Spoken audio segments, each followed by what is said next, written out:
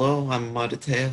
My mentor is Dr. Morteza Nursheshman, and my project deals with simulating high-speed metal forming processes.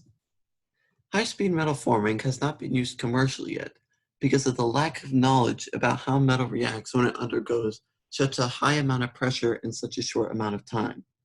The majority of industries that deform metal are restricted in their metal of choice because their technology is not up to the task, or because it is very impractical and costly for them. With the introduction of high-speed forming, high-strength and low-density metals can be formed safely.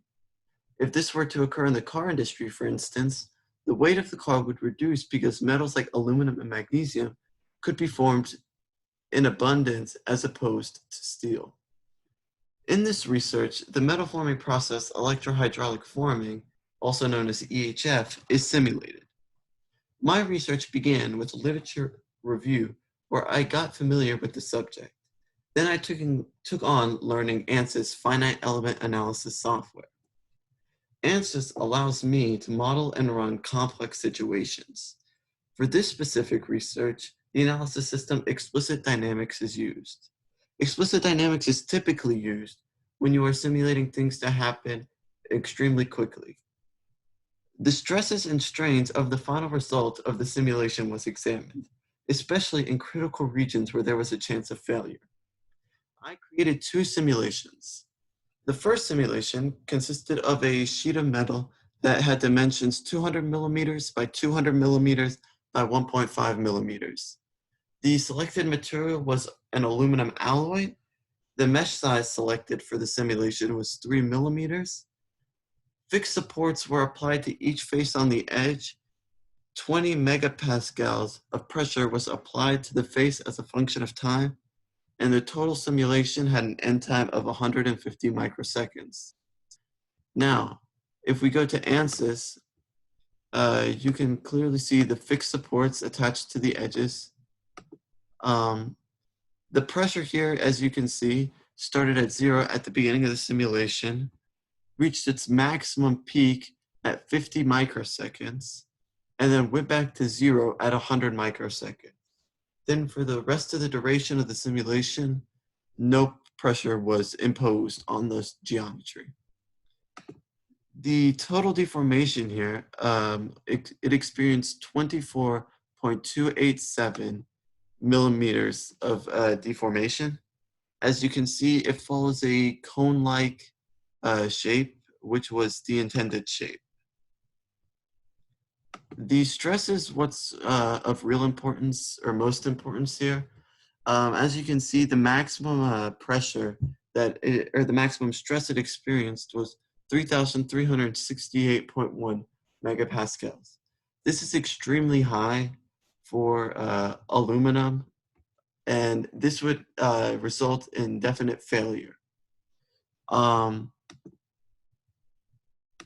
If we go back to the slides here, this is due to the simulation not taking into account plastic deformation. As you can see by the stress strain diagram, when the metal is forming, it experiences, in the stress strain diagram, it is linear. Due to the simulation not taking in plasticity, this continues to rise and goes much higher than it should. So what I had to do was impose a way for it to taper off like this, so the stress did not get unrealistically high.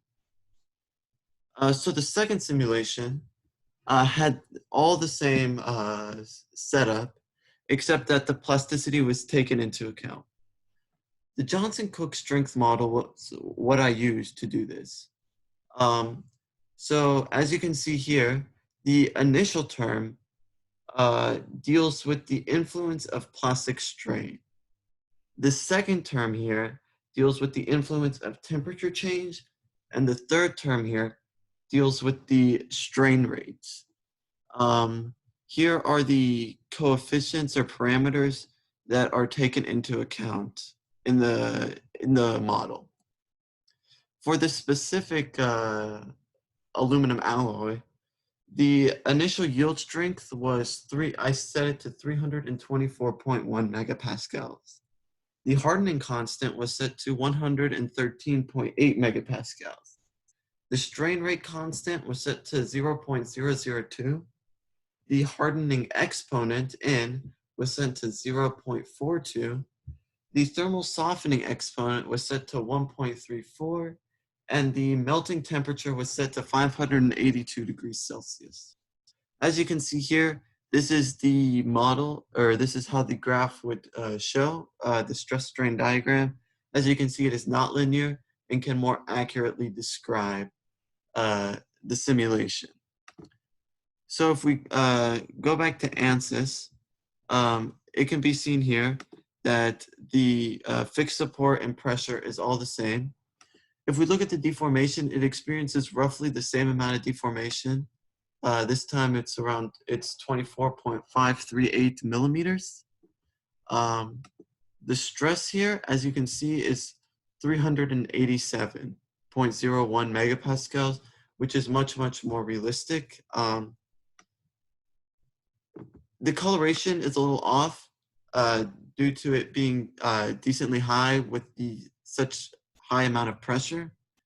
But it can be seen here that in general, the greatest stress occurs in the center of the geometry and on the edges where the fixed support is trying to keep the metal from deforming.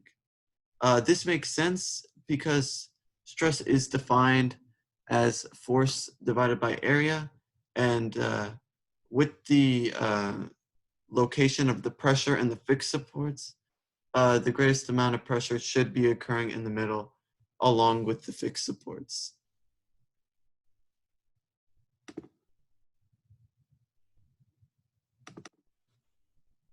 So in conclusion, the model I used to simulate EHF was created in ANSYS.